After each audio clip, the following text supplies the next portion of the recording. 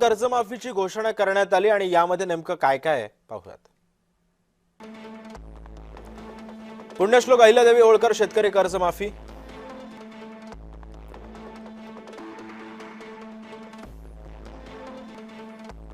पात्र शेतकऱ्यांचं 30 सप्टेंबर 2025 पर्यंत 2 लाखांपर्यंतचं कर्ज माफ करणार। नियमित कर्ज फेडणाऱ्या शेतकऱ्यांना 50,000 रुपयांपर्यंत प्रोत्साहनपर लाभ देणार। समितीच्या शिफारशींनुसार कर्जमुक्तीसाठी दीर्घकालीन योजना बनवणार।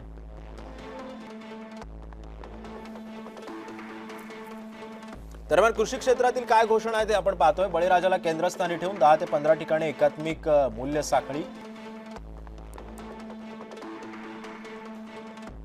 30 लाखांहून अधिक शेतकऱ्यांना एआयच्या माध्यमातून हवामान आणि शेती मूल्याची माहिती मिळते।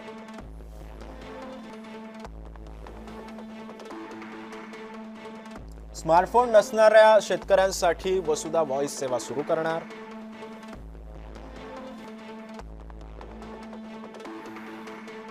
कृषी स्टार्टअप्सना मोठी चालना देणार।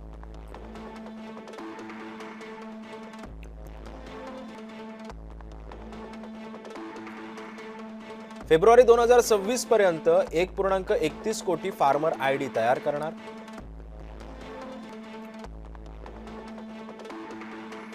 आगामी 2 वर्षांमध्ये महाराष्ट्र नैसर्गिक कृषी अभियान राबवणार।